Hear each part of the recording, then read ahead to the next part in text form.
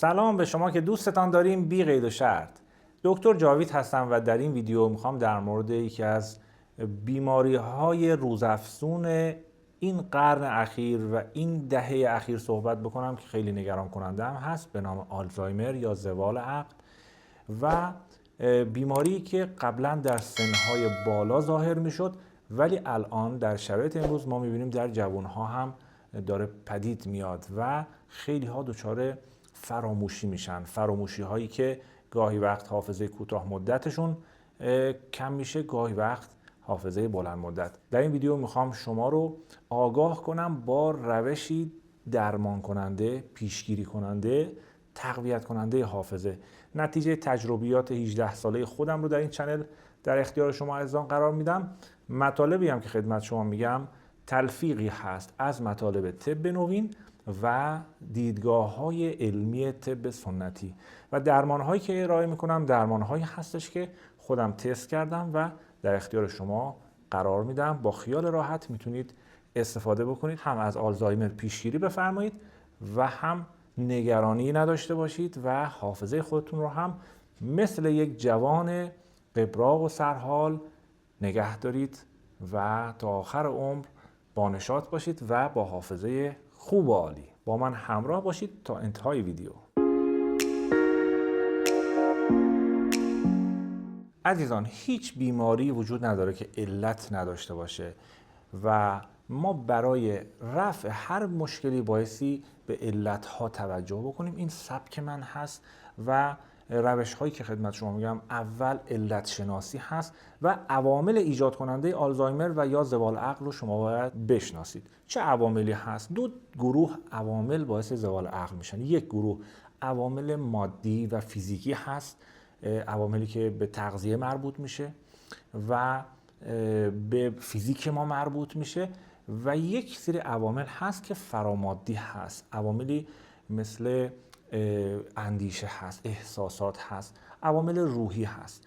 این دو دسته عوامل هست که تاثیرگذار هست و میتونه باعث آلزایمر بشه. عوامل مادی چی هستن؟ عواملی که وقتی که زیاد از حد استفاده میکنیم باعث کاهش عملکرد مغز میشه، باعث کوچکی مغز میشه و از زاویه طب سنتی در واقع عواملی که مغز رو کوچک میکنه یا خشک میکنه یا سردی بیش از حدی به مغز غالب میشه. در این شرایط حافظه کم میشه، به مرور باعث میشه که فرد دچار کاهش حافظه میشه و دچار آلزایمر میشه. این عوامل مادی عزیزان بسیار مهم هستند و زمانی که ما سردی بیش از حدی رو به بدنمون میرسونیم، مثلا کسانی که عادت دارن به خوردن ترشیجات و ماست و غذاهای بسیار سرد به صورت افراطی عمل میکنن، اینها در معرض آلزایمر هستن. کسانی که با غذاشون دائما دوغ میخورن، دائما ترشی استفاده میکنن، اینها بدونن که در خطر آلزایمر قرار دارن و بایستی مصرف اون رو متعادل بکنن. عوامل بعدی، کسانی که از ظروف آلومینیوم بیش از حد استفاده میکنن. عزیزان، تحقیقات نشون داده که ظروف آلومینیومی باعث اثرگذاری روی مغز و در واقع اختلال در سیستم سلولهای عصبی و پیامرسانهای مغزی ما میشه. بنابراین روی ظروف خودتون هم بایستی حساس باشید، از ظروف سالم استفاده بفرمایید. علت بعدی آلزایمر عزیزان اسانس های شیمیایی هستند. کسانی که خیلی در معرض وایتکس قرار میگیرن حافظهشون کم میشه. خانم هایی که دائم به صورت وسواسگونه ای از مواد شوینده پر از اسانس استفاده میکنن، اینها روی مغز اثر میذاره. اتفاقا اثر خیلی سریع و فوری هم داره و ظرف مدت کوتاهی میبینید حافظهشون کم میشه. بنابراین از مواد شوینده استفاده بفرمایید که کمترین اسانس رو داره و یا اینکه عاری از اسانس های شیمیایی مضر هست. مورد بعد، عزیزانی که نون بدون سبوس استفاده میکنن. عزیزان، یکی از جدیدترین تحقیقات علمی نشون داده زمانی که آرد سفید در کنار مکمل های آهن قرار میگیره در بدن ما یک اثر سوئی روی مغز ایجاد میکنه. بنابراین سبوس رو اگر از نان جدا کردن، اگر از برنج جدا کردن و ما کربوهیدرات زیاد مصرف بکنیم، اینها برای مغز ما به شدت مضر هست و بهتره که ویتامین های گروه بی رو که در غلات سبوسدار وجود دارن تو رژیم غذایی خودمون بیاریم. اگر نان سبوسدار استفاده نمیتونید بکنید، به ویدیوی رژیم کتوژنیک ما مراجعه کنید و با اون سبک بیشتر غذاهاتون به سبک این ویدیو میتونه باشه و خیلی هم سلامتی رو براتون به همراه خواهد داشت و همین که اگه اضافه وزن دارید اضافه وزنتون هم کاهش پیدا میکنه. علت بعدی زوال عقل یا آلزایمر عزیزان عوارض برخی از داروهای شیمیایی هست، خصوصا قرص‌های خواب که طی تحقیق نشون داد 79% افزایش میده سرعت زوال عقل رو و این خودش یک هشدار هست برای کسانی که نمیتونن راحت بخوابن و با قرص خواب در واقع عادت کردن. این بهتره که تغییر بدن. ویدیوی مربوط به خواب رو میتونید ببینید، قبلا تهیه کردیم. اصول و آداب خواب رو ما اونجا گفتیم، بنابراین به سراغ قرص‌های خواب آور نرید، خیلی بهتر هست، چرا که میتونه یکی از عوامل آلزایمر و زوال عقل باشه. مورد بعد عزیزانی که بیش از حد و به صورت افراطی گوشت مرغ ماشینی استفاده میکنن و گوشت گاو، اینها هم بدونن که این خطر رو دارن افزایش میدن، خصوصا کسانی که کم خواب هستن، کم استراحت میکنن و استرس های فکریشون بالا هست. اینجا در پرانتز یک نکته خدمت شما بگم، یکی از عوامل بسیار مهم در تقویت حافظه خواب هست. لایف استایل ما خیلی میتونه مؤثر باشه در پیشگیری از آلزایمر و تقویت حافظمون. کسانی که خواب ظهر دارن، اصطلاحاً در فرهنگ ایرانی ها خواب قیلوله بوده و هست و امروزه در مدارس ژاپن برای بچه ها این خواب رو به نوعی در برنامهشون گذاشتن و قبل از ظهر یک نیم ساعت یه ربعی یک خواب رو در همون فضای آموزشی خودشون قرار دادن که خیلی جالب هست، چون اثبات شده که حافظه رو به شدت تقویت میکنه. امتحان بکنید، نیم ساعت قبل از ظهر، قبل از ساعت 12، نیم ساعت الی یک ساعت، حتی شده 10 دقیقه هم بخوابید یا خودتون رو به خواب بزنید. اثر بسیار خوبی داره عزیزان بر روی تقویت حافظه. و بالعکس کسانی که صبح از طلوع فجر تا طلوع آفتاب از این موقع خواب هستن، حافظهشون کم میشه، چون اون عامل سردی بخش روی مغز رو تشدید میکنن.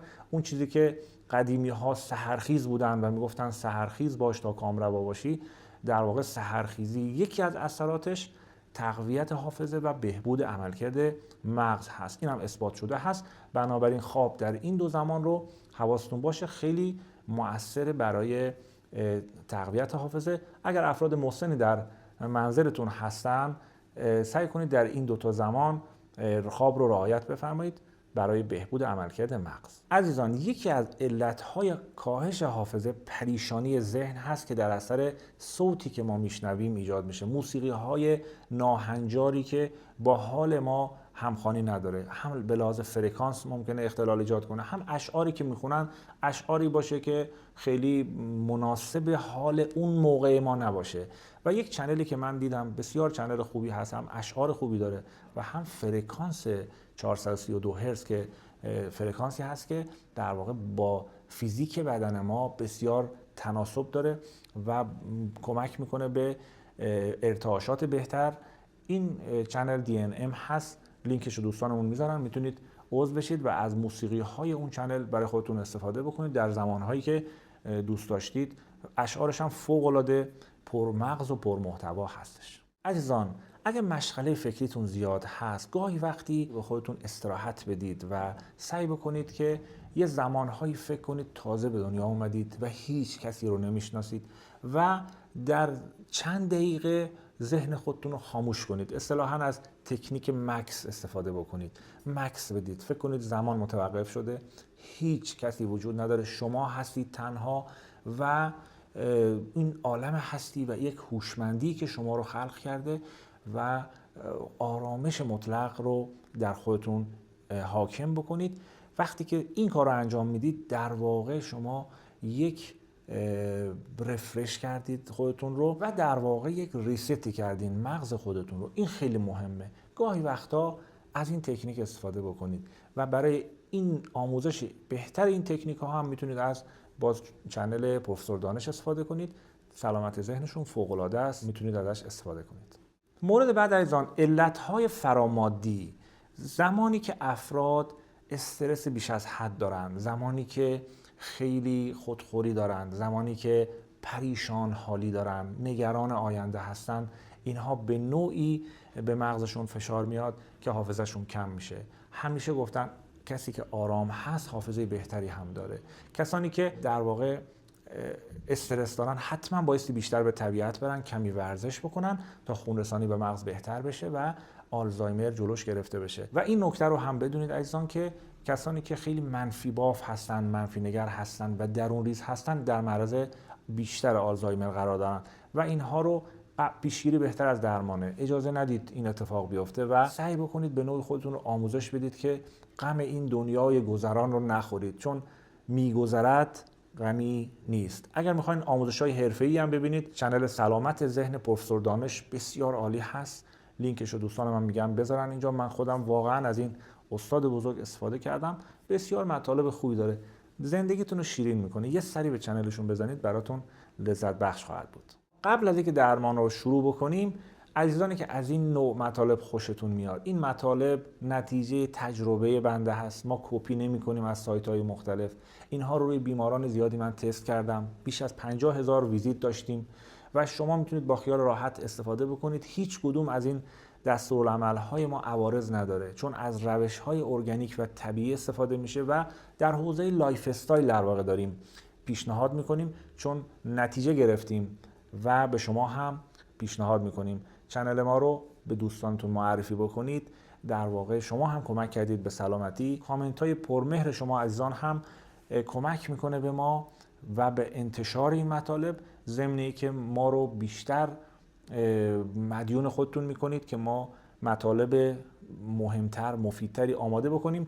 باز در اختیار شما عزیزان و همراهان خوبم قرار بدم. امیدوارم که این وقتی که میذارید در کانال من مفید براتون باشه و از این تایمی که ازتون گرفته میشه در قبالش مطالب مفید و سودمندی برای سلامتی به دست بیارید. خب بریم سراغ درمانهای طبیعی و تجربه شده و ساده برای در واقع رفع آلزایمر، برای بهبود عملکرد حافظه و مغز. اولین کار گرم کردن مغز عزیزان. وقتی میگیم گرم شدن مغز یعنی بهبود عملکرد خون و خون رسانی به مغز، رفع سردی اضافی از روی مغز. اینها تعاریفی داره که در طب نوین و طب سنتی میشه مترادف‌هاشو پیدا کرد. یعنی زمانی که مغز اسیدی میشه، زمانی که اصطلاحاً مغز کوچک میشه، جمع میشه، این زمانی هست که خشکی روی مغز غالب میشه. خب چه کار بکنیم که این حالت اتفاق نیفته؟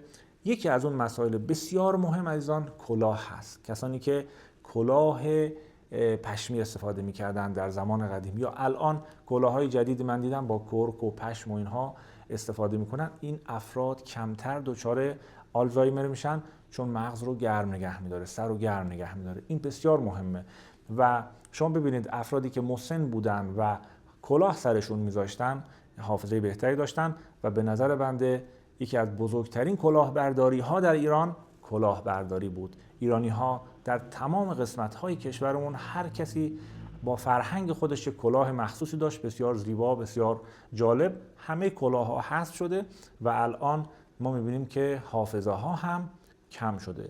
شما میتونید از کلاه‌های شیک، مدرن و بروز استفاده کنید برای گرم نگه داشتن مغز که اثر بسیار خوبی در پیشگیری از آلزایمر داره. خب عزیزان، برای پیشگیری از آلزایمر و برای بهبود عملکرد حافظه یک سری ویتامین هایی رو ما نیاز داریم. این ویتامین ها بایستی به بدن ما برسه.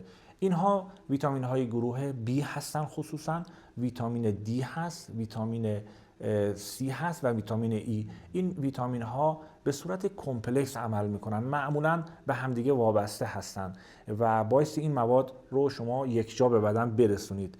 خصوصا منیزیم و روی، اینها هم عناصری هستن که کمک میکنه به عملکرد بهتر مغز.